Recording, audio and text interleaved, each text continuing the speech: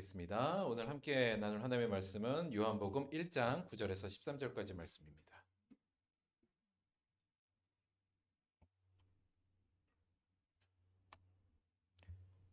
신약성경 142페이지 요한복음 1장 9절에서 13절까지의 말씀입니다.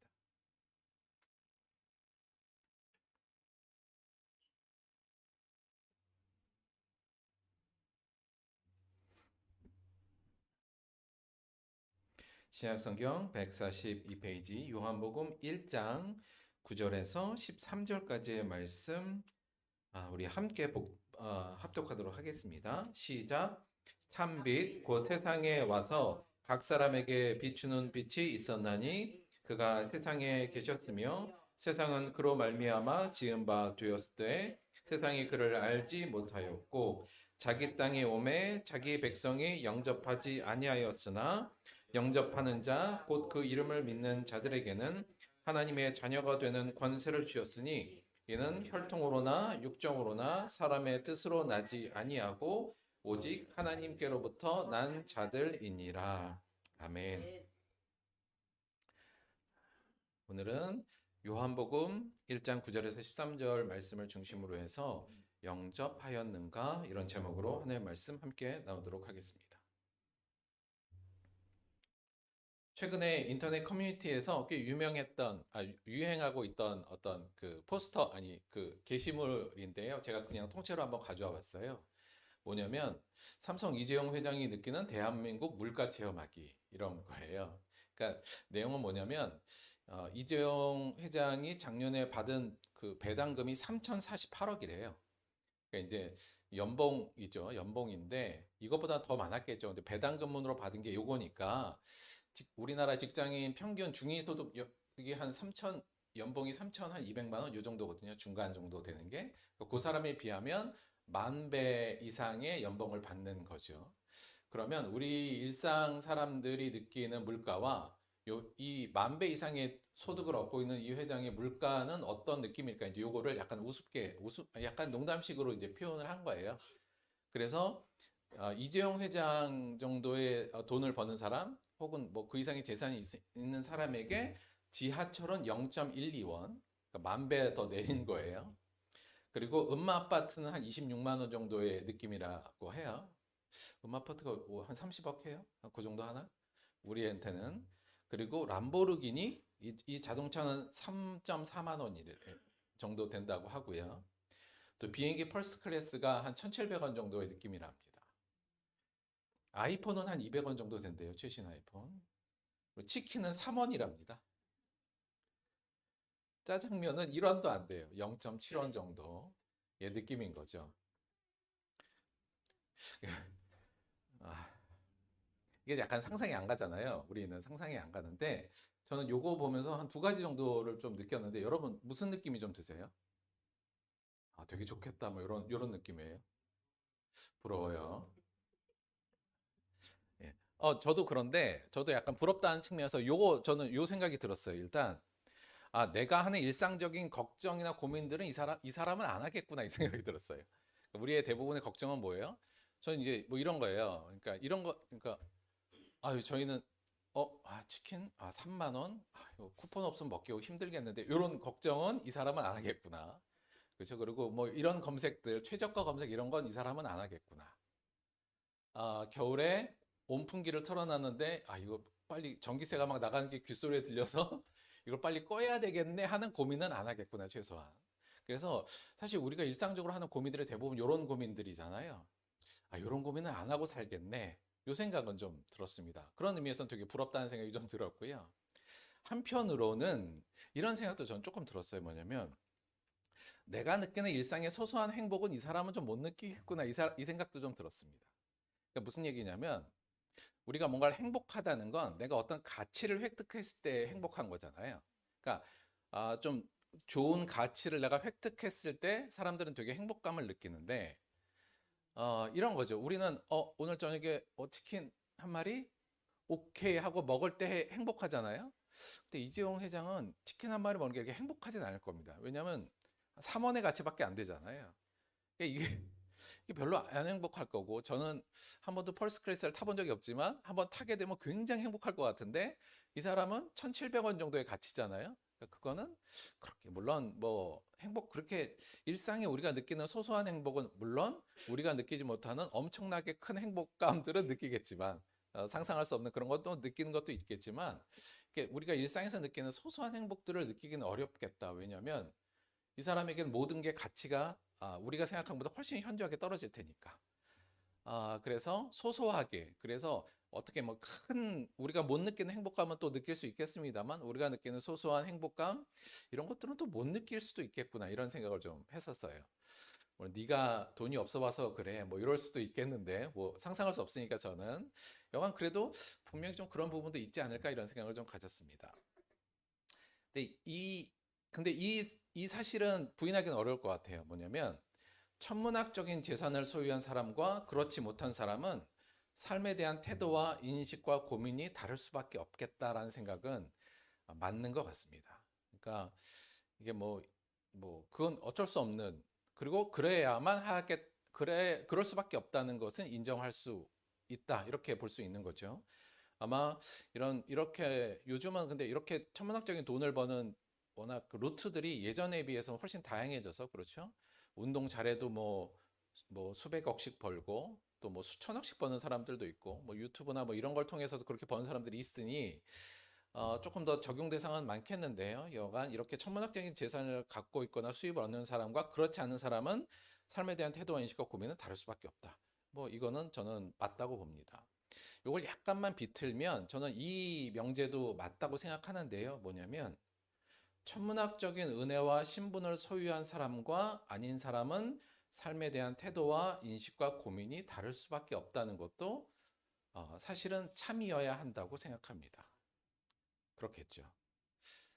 왜냐하면 이거 다를 수밖에 없어요. 그런데 문제가 하나 발생했다기보다 제 스스로에게 하는 질문은 뭐냐면, 우리는 실제로 천문학적인 은혜와 또 천문학적으로 우리가 상상할 수 없는 일종의 신분을 소유한 자라고 우리 스스로가 고백하고 있지 않습니까? 그런데 하나님의 자녀라고 우리가 믿는 우리는 왜 그렇지 않은 사람들과 같은 걱정을 하고 같은 욕망을 품고 있으며 같은 두려움을 현재 가지고 있는가? 이 부분에 대한 문제 제기예요. 오늘은 사실은 좀 달라야 됩니다. 그러니까 우리가 스스로 하나님의 자녀라고 생각한다면, 그걸 정말 믿는다면 이재용 회장이 우리와 전혀 다른 삶을 보듯이, 그리고 삶의 가치들을 보듯이 우리는 분명히 좀 달라야 되거든요. 그러나 우리도 그렇지 않은 사람들, 믿지 않는 사람들, 하나님의 자녀와는 전혀 상관없는 삶을 사는 사람들과 똑같은 것을 고민하고 똑같은 것을 욕망하며 똑같은 것을 두려워하고 있다는 거죠. 뭔가 문제가 있는 게 아닌가라는 생각을 갖습니다. 오늘은 이 문제 제기를 통해서 오늘 이 문제 제기를 가지고 오늘의 말씀을 통해서 한번 이 문제를 조금 더 깊이 한번 들어가 볼까 생각합니다. 자, 성경 공부 잠깐만 다시 해볼게요. 우리가 이거 자주 해보긴 했던 건데, 신약 성경의 맨 처음에는 네 가지 복음서가 나옵니다. 마태복음, 마가복음, 누가복음, 요한복음이요. 그래서 요거를 사복음서 이렇게 부르고요. 맨 앞에 마태복음과 마가복음과 누가복음은 을 따로 불러서 요걸 무슨 복음서라고 따로 명명하냐면 요걸 공관복음 이렇게 따로 명명을 합니다. 왜냐하면 요 마태복음, 마가복음, 누가복음은 사실 하나로 묶는 이유는 형식이 좀 비슷해요.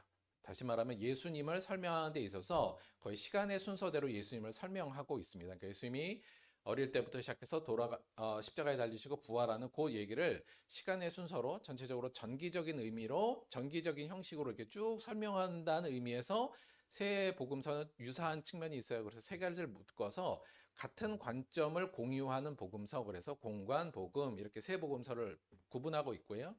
근데 요한복음은 조금 다릅니다. 그러니까 요한복음도 예수님의 복음을 설명하는데 이건 정기적으로 하고 있는 것이 아니라 요한이 갖고 있는 신학적인 내용을 설명하면서 해요. 그래서 물론 여기에도 예수님의 삶이 포함되어 있지만 굳이 시간적 앞뒤를 가르지 큰 신경 쓰지 않고 설명하는 부분이 있어요. 그래서 조금 다르게 우리가 이야기를 합니다. 그래서 요한복음은 공관복음하고 좀 따로 떨어져 있고요.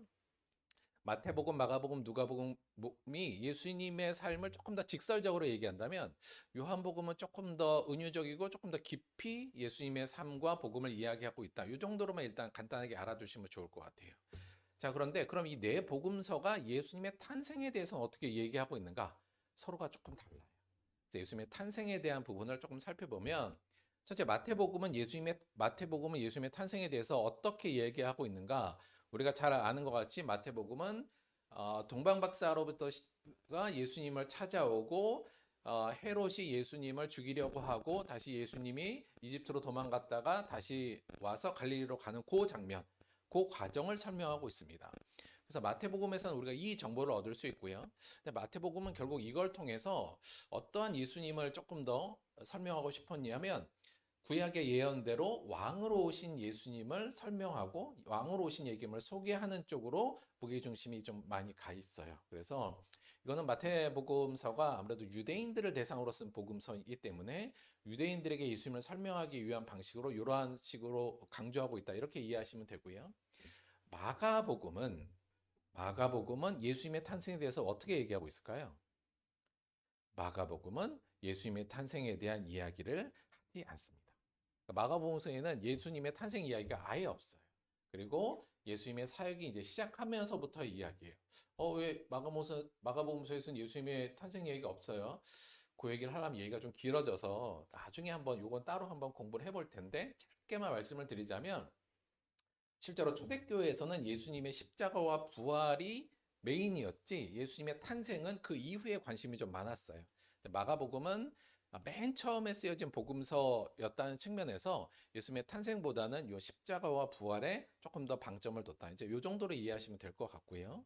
근데 누가복음은 예수님의 탄생에 대한 이야기를 하고 있습니다. 누가복음은 우리가 잘 아는 어떤 이야기를 중심으로 되어 있냐면 어, 그 세례 요한과 세례 요한의 탄생 그리고 마리아에게 오신 천사들의 이야기 그리고 예수님이 탄생하는 그곳에 목동들에게 천사가 가서 그 상태를 예지하고 알려주는 이야기 그 부분이요. 그래서 우리가 잘 아는 것 같이 목동들이 밤에 천사들을 통해서 예수님의 태어남을 알고 예수님을 찾아가는 장면 이 이야기가 누가복음에서 소개되고 있어요.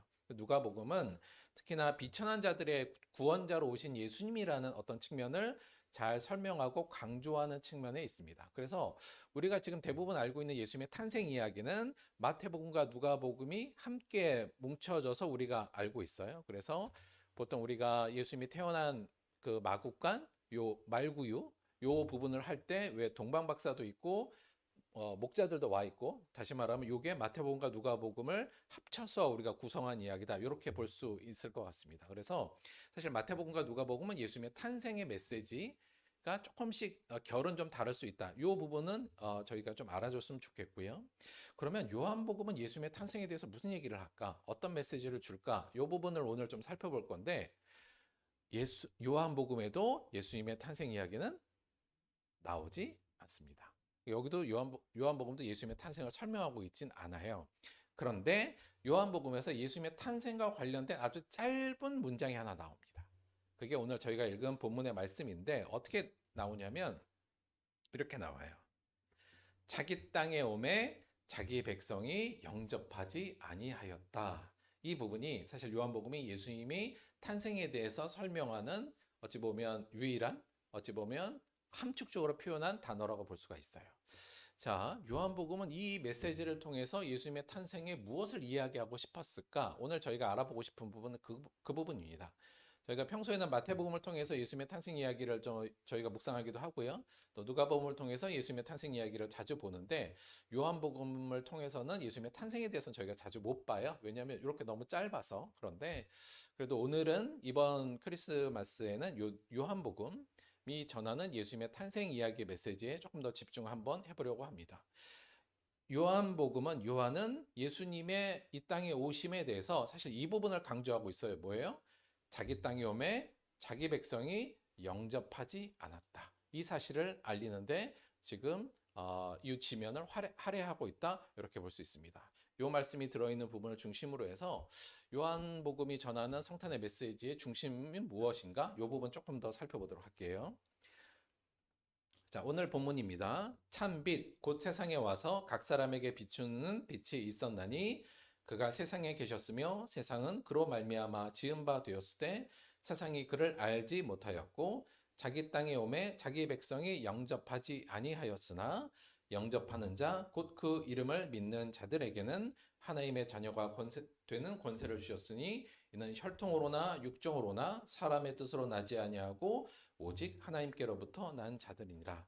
요거는 요한복음에 굉장히 유명한 서문에 나오는 부분입니다. 그래서 그 부분에서 이 예수님의 탄생에 대한 이야기를 전하고 있는데 그 중에 딱 11절 한 절이 그 부분을 언급하고 있죠. 자기 땅에 오매 자기 백성이 영접하지 아니했다. 이 부분을 알리는 데 주목하고 있습니다. 일단 앞부분 한번 살펴볼게요. 9절, 10절. 참 빛, 곧 세상에 와서 각 사람에게 비춘 빛이 있었나니 그가 세상에 계셨으며 세상은 그로 말미암아 지은 바 되었을 때 세상이 그를 알지 못하였다. 요 9절 10절은 예수님은 누구인가에 대한 설명을 아주 간략하게 지금 하고 있다고 볼 수 있어요. 한마디로 말하면 9절 10절은 지금 예수님을 어떻게 소개하고 있냐면 예수님은 참된 빛이며 세상의 창조주고 세상의 주인이시다. 지금 이 내용을 설명하고 있죠. 이 내용을 조금 더 깊이 알려면 그 앞절에 한번 사실 먼저 나와 있거든요. 그 앞부분을 살펴보면 이렇게 돼 있어요. 태초에 말씀이 계시니라. 이 말씀이 하나님과 함께 계셨으니 이 말씀은 곧 하나님이시라. 예수님을 지금 말씀으로 설명하고 있고요. 그가 태초에 하나님과 함께 계셨고 만물이 그로 말미암아 지은 바 되었으니 지은 것이 하나도 그가 없이는 된 것이 없느니라. 그 안에 생명이 있었으니 이 생명은 사람들의 빛이라. 빛이 어둠에 비추되 어둠이 깨닫지 못하더라. 이렇게 설명하고 있습니다. 짧게 다시 한번 정리를 하면 예수님은 어떤 분이에요? 참된 빛이며 그 안에는 생명이 있고 그분은 우리 이 세상을 만든 창조주이고 현재 이 세상을 운행하는 창조주입니다. 문제는 그분을 뭐예요? 세상이 알지 못했다. 지금 이렇게 얘기하고 있고요. 오늘 그 앞부분에는 뭐예요? 빛이 어둠에 비추되 어둠이 깨닫지 못하고 있다. 지금 이렇게 요한이 얘기하고 있죠. 왜 몰랐을까? 왜 우리는 예수가 누구인지를 모르고 있으며 더 나아가서 하나님이 누구인지를 모르고 있는가? 사실 요한복음에서는 이렇게 설명한 것 같아요. 우리가 지금 어둠이기 때문이다. 그렇죠? 우리가 죄인이 되어서 죄로 말미암아서 이제 하나님을 알지 못하는 죄인이 되었다. 이 부분을 이야기하면서 뭐라고 설명하냐면 우리 오늘 본문에서는 세상이 그를 알지 못하였다. 이렇게 설명하고 있고요. 앞절에서는 빛이 어둠에 비쳤으나 어둠이 깨닫지 못하고 있더라. 이렇게 설명하고 있습니다. 한마디로 말씀이 이런 거예요. 우리가 예수님을 이러한 분이 우리한테 이제 오셨다는 걸 이제 얘기하고 있는 거죠. 이 땅에 오신 예수님은 원래 어떤 분이냐? 그분은 창조주요 세상의 주인이며 모든 사람에게 생명을 주는 참된 빛이시다. 이 얘기를 하고 있고요. 그러나 세상은 알지 못했어요. 그래서 어떻게 해요? 그 빛이 그 땅으로 직접 오는 거예요. 그렇죠? 그런데 그 다음 얘기가 이거죠. 11절 자기 땅에 오매 자기 백성이 그런데 영접하지 아니하였다. 이 부분을 지금 고발하고 있는 겁니다. 자, 자기 백성이 예수님을 영접하지 아니하였다. 이게 지금 그 요한이 보는 예수님의 탄생에 있어서의 중심 내용이거든요. 자, 그럼 이걸 생각해 봅시다. 왜 사람들은 영접하지 아니하였다? 이 내용은 뭘 의미하는가예요? 첫째는 자, 예수님이 이 땅에 오는데 사람들이 예수님을 영접하지 않고 뭘 한 거예요? 첫째는 예수님을 배척한 겁니다. 이 땅에 예수님이 왔으나 어떻게 해요? 예수님을 배척해요. 누가 배척했을까요? 성경을 통해서 알 수 있는 부분은 우리가 대표적으로 예수님을 배척한 사람은 누구였냐면 당시 헤롯 왕과 당시 헤롯 왕 주변에 있었던 고위 종교 지도자들은 예수님이 오심을 알고 그가 왕인 것도 알았지만 배척합니다. 성경에서 이렇게 우리가 예전에도 한번 배웠는데요. 마태복음에 보면 헤롯 왕 때 예수께서 유대 베들레헴에서 나심에 동방으로부터 박사들이 예루살렘에 이르러 말하되 유대인의 왕으로 나신 이가 어디 계시냐? 우리가 동방에서 그의 별을 보고 그에게 경배하러 왔노라 하니 헤롯 왕과 온 예루살렘이 듣고 소동한지라. 여기 온 예루살렘은 조금 과장된 부분이 있습니다만 여간 헤롯 왕과 그 헤롯 왕 주변의 종교 지도자들이 그 소식을 듣고 놀라 떨고 지금 소동하고 있죠. 왜요?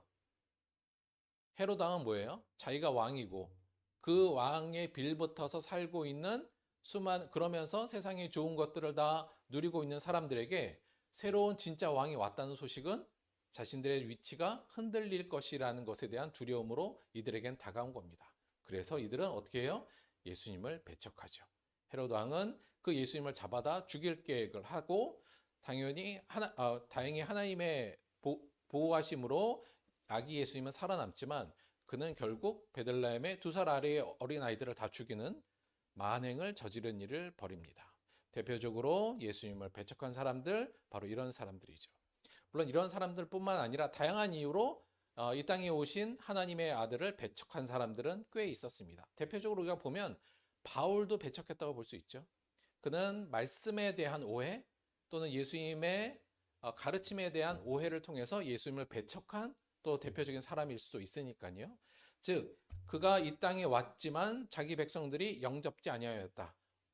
한 부류는 어땠냐면 예수님을 오히려 영접하지 않고 배척했다. 이렇게 우리가 이해할 수 있고요. 두 번째, 영접하지 아니하였다는 것은 어떤 의미냐면 영접하지 않고 어떻게 했느냐? 요거 하나만 더 설명드릴게요. 요한복음에는 이런 사람들에 대해서 어떻게 얘기하고 있냐면 곧 빛이 세상에 왔을 때 사람들이 자기 행위가 악함으로 빛보다 어두움을 더 사랑한 것이다. 이렇게 고발하죠. 두 번째는 예수님을 배척한 사람들도 있었고 또 하나 예수님을 이용한 사람들도 있었습니다. 대표적으로 어떤 사람들이냐면 초기 제자들과 사실 좀 가난한 무리들은 예수님이 오시고 그를 받아들이긴 했지만 영접하진 않았습니다. 오히려 어떻게 해요? 예수님을 이용했죠. 예수님도 사실 그 사실을 모르진 않았어요. 알고는 계셨죠. 대표적으로 우리가 보면 무리가 거기서 예수도 안 계시고 제자들도 없음을 보고 곧 배들을 타고 예수를 찾으러 가버나움으로 가서 바다 건너편에서 만나 라삐여 언제 여기 오셨나이까 하니 예수께서 대답하여 이르시되 내가 진실로 진실로 너에게 이르노니 너희가 나를 찾는 것은 표적을 본 까닭이 아니요 떡을 먹고 배부른 까닭이다. 예수님이 나중에 이 땅에 오시고 사역을 할 때 많은 사람들이 쫓아오긴 했어요. 그래서 마치 영접한 것처럼 보였으나 사실 이들은 예수님을 진짜 참 빛이요, 참 창조자요, 참된 생명을 가지신 분으로 알고 따라온 게 아니라 그분을 자신의 필요를 채워줄 하나의 신으로 그 힘을 이용하고자 예수님을 쫓아왔죠. 그거는 예수님을 영접한 건 아니었습니다. 겉으로는 영접한 거 보였지만 사실은 예수님을 이용한 사람들이었죠. 요한은 자기 땅에 오매 자기 백성이 영접하지 아니하였다. 어떤 사람들은 예수님을 배척하기도 하고 무엇 때문에요? 현재 자기가 누리고 있는 것을 빼앗기지 않기 위해서. 또 하나 없는 사람들은 예수님을 이용해서 더 높은 곳으로 올라가기 위해서 사실 제자들도 다 처음에는 그랬잖아요. 예수님을 이용한 사람들이 대부분이었다. 즉 예수님을 영접하지 않았다. 이렇게 고발하고 있습니다. 자, 그러면 예수님을 그럼 영접한다는 건 대체 뭔 의미냐? 이 부분도 저희가 조금 고민을 해봐야 될 것 같아요. 예수님을 영접한다는 건 뭐냐? 영접한다는 단어가 이건데요. 원어로 보면 요건데 이게 파라 람바노 이렇게 돼 있어요. 근데 요 단어는 어원적으로 살펴보면 파라가 이제 전치사인데 뭐뭐 곁에 이런 뜻이에요. 곁에. 그리고 람바노는 뭘 취하다예요. 테이크나 리시브 같이 영어에 뭔가 이렇게 가져와서 내 것화하는 것을 의미해요. 그러니까 어원적으로 보자면 우리가 영접한다는 것은 예수님을 참 주인이요 나의 구주로 받아들여서 그분 곁에 내가 있는 것. 이 정도로 우리가 어원적으로 영접했다. 이 정도로 이해할 수 있을 것 같고요.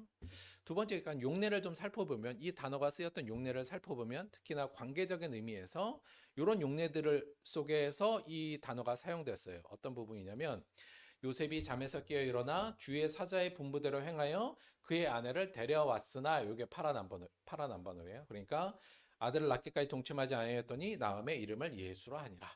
그러니까 즉 지금 요셉이 마리아가 성녀로 잉태된 사실을 그 천사에게 고지를 받고 그 아내를 데려왔다. 즉 자신의 부인으로 인정했다라는 의미의 데려왔다거든요. 요게 이제 영접한 거의 또 하나의 용례고요. 또 하나는 엿새 후에 예수께서 베드로와 야고보와 그 형제 요한을 데리시고 따로 높은 산에 올라가셨다. 이거 데리고 가다. 함께 가다의 의미가 바로 요 람바노, 파라 람바노의 의미로 쓰이고 있고요. 영접하다의 의미. 또 한 곳이 가서 너희를 위하여 거처를 예비하면 예수님께서 하신 말씀이에요. 내가 다시 와서 너희를 내게로 영접하여 나 있는 곳에 너희도 있게 하리라. 요게 예수님께서 천국에 대한 예비에 대한 말씀을 하실 때 내가 나중에 너희를 영접할게 할 때 썼던 말도 파라람바노. 그래서 전체적으로 요한 용례들과 오원을 보면 우리가 영접한다. 이 의미는 뭘까라고 할 때 간단하게 이렇게 정리할 수 있을 것 같아요. 뭐냐면 빛이요 생명이며 창조주이며 만물의 주인이신 예수님과 어떻게 한다고? 혹은 예수님을 어떻게 한다고요? 함께 그분과 함께 거하는 것, 그게 일단 영접하는 거예요. 그분과 함께 있어야 돼요. 같은 공간에 그분을 데리고 와서 같은 공간에 있는 게 영접한다는 거고요. 또 하나는 그런 의미로 보자면 예수님과 함께 어떻게 하는 게 영접하는 거냐면 동행하는 거예요. 함께 가고 함께 앉고 함께 눕고 동행하는 거예요. 그리고 또 이 의미로 파생되는 건 뭐냐면 우리가 예수님을 영접한다는 건 뭐냐면 예수님과 끊임없이 교제하는 거예요. 남편과 아내가 한 곳에 살면서 끊임없이 교제하듯이 우리가 예수님과 끊임없이 교제하는 관계가 되는 것, 그것이 우리가 영접한다 이렇게 의미가 될 수 있고요.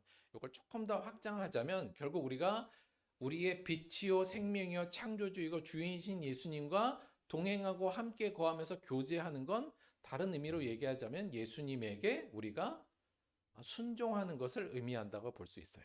그러니까 예수님을 영접한다.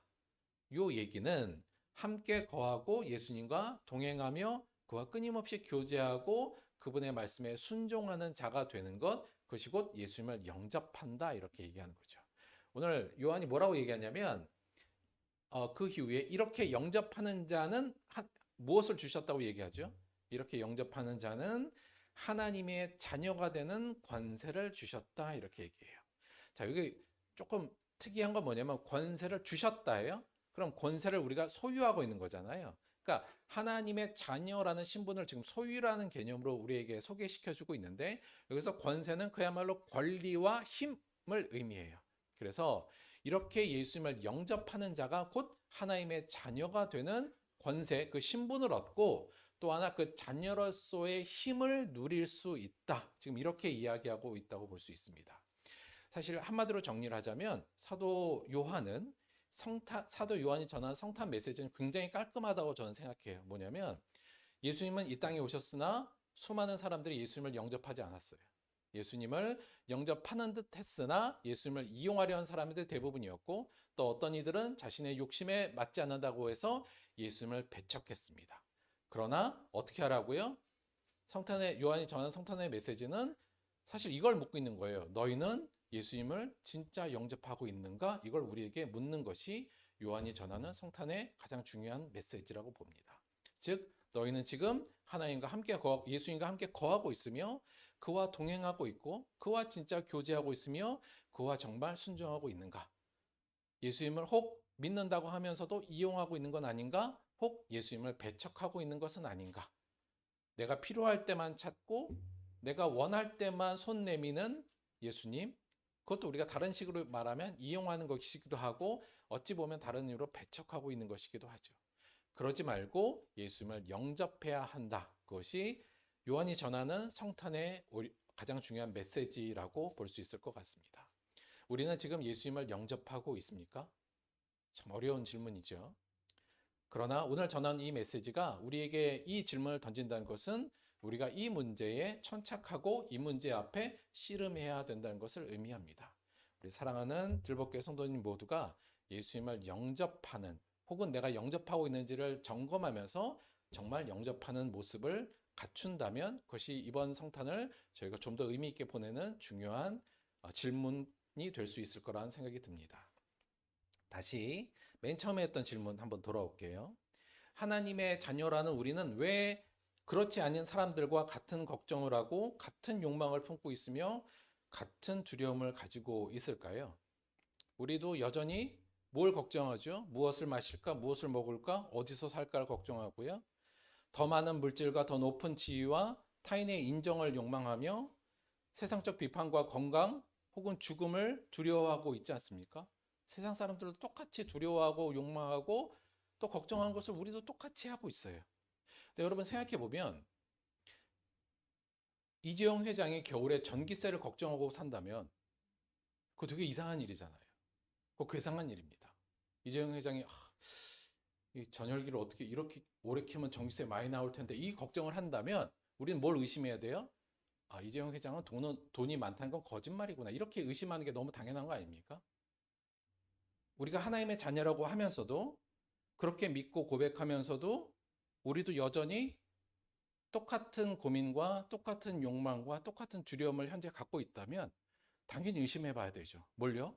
내가 하나님의 자녀라고 생각하는 것 이게 맞나? 저는 그걸 분명히 의심해야 될 거라고 생각합니다.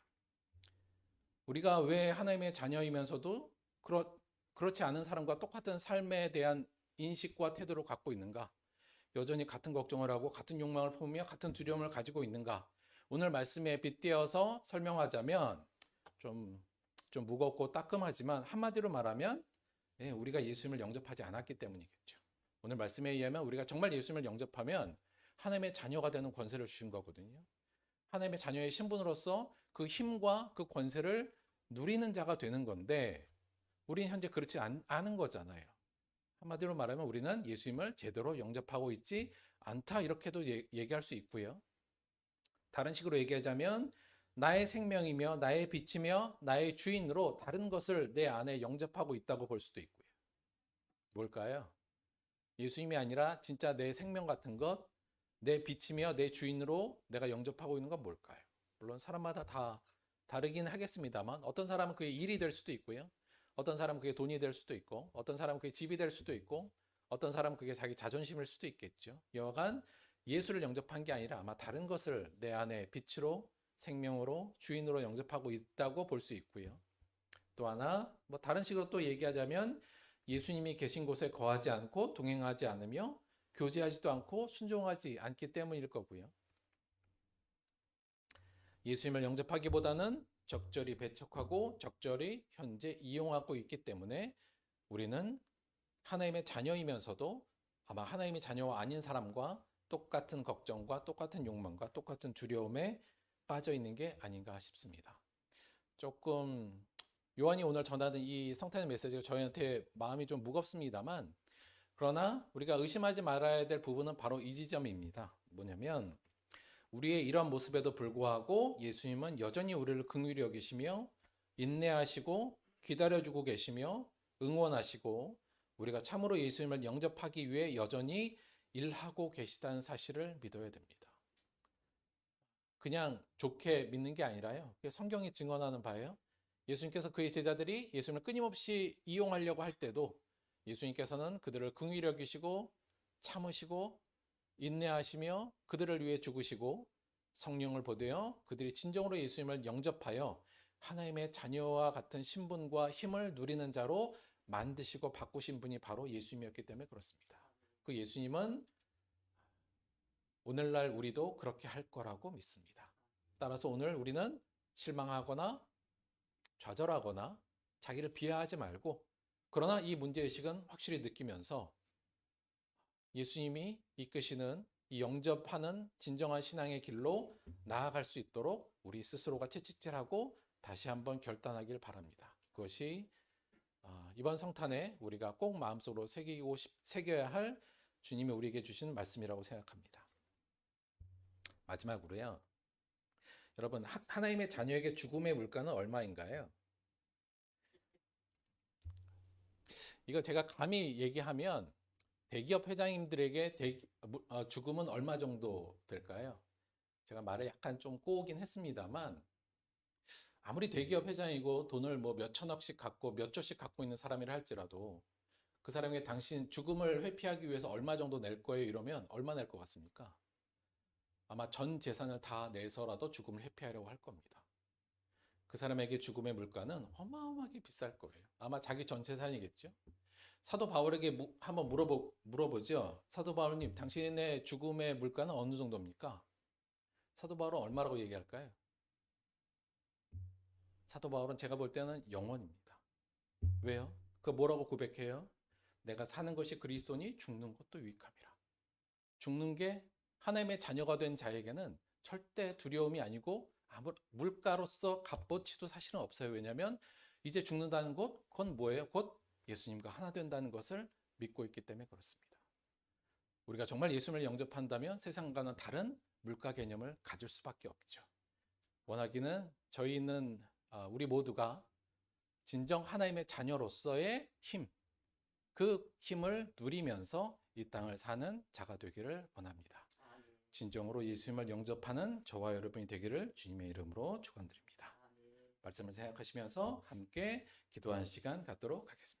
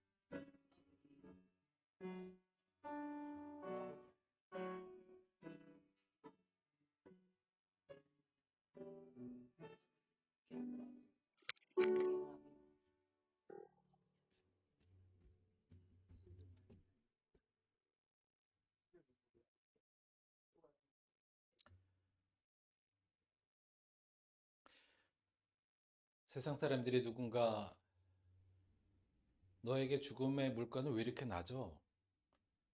라고 물어볼 때 대체 네가 얼마나 큰 생명을 갖고 있기에 너의 죽음에 대한 물가는 그렇게 낮을 수밖에 없니라고 얘기할 때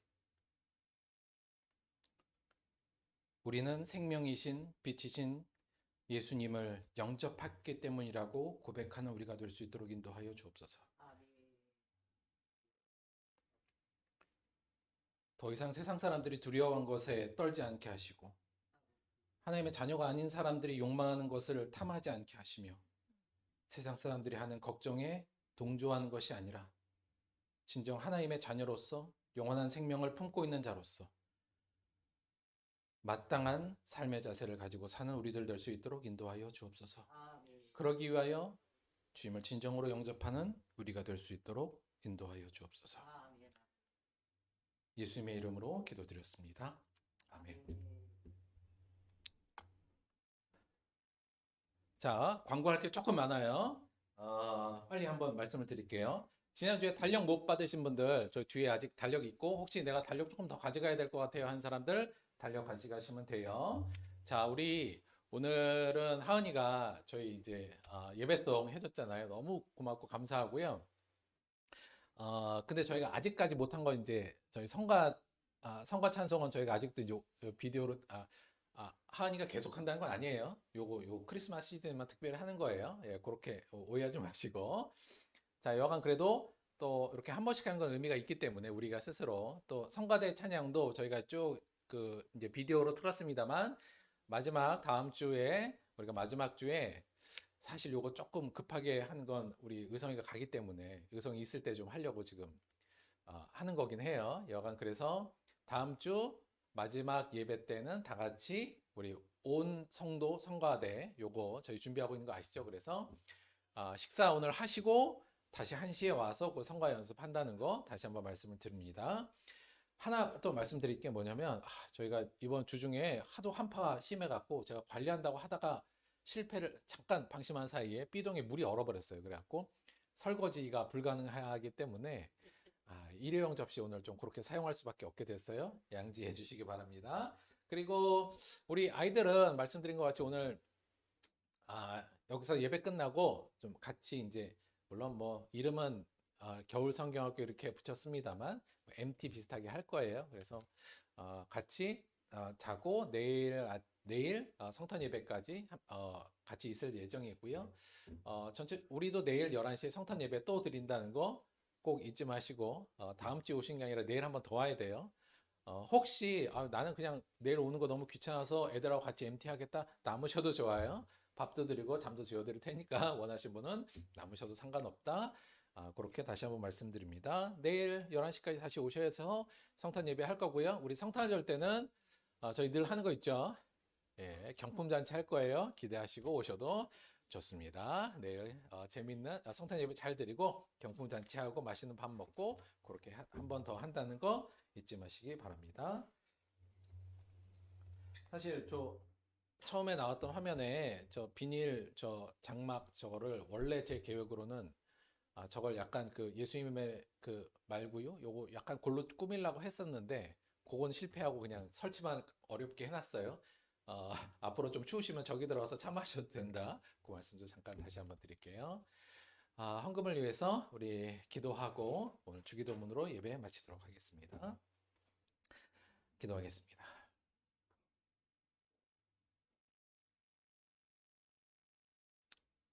예수께서는 우리를 살리기 위해 모든 것을 버리고 이 땅에 오셨는데 우리는 그 예수님을 영접하기보다는 때로는 이용하고 때로는 배척하며 살아오고 있습니다.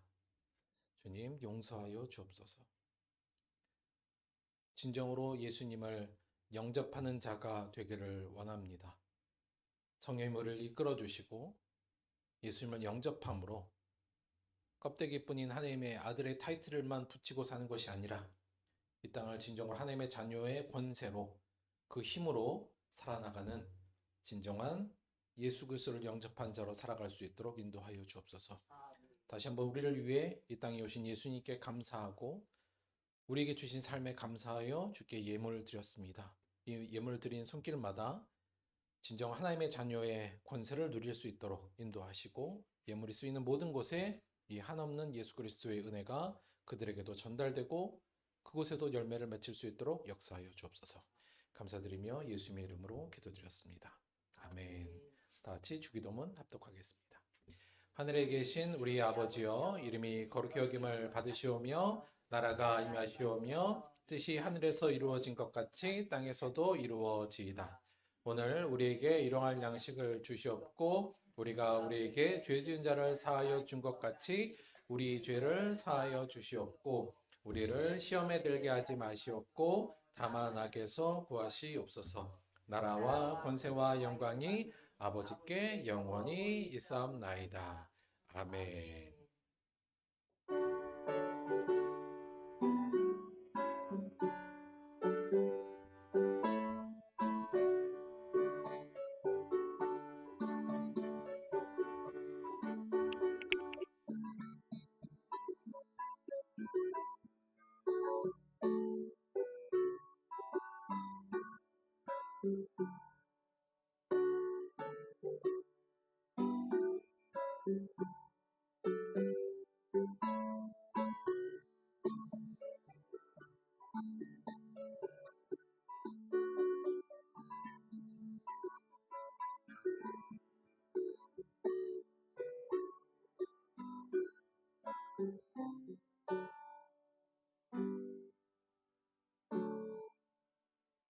하나님께 영광의 박수를 드리겠습니다.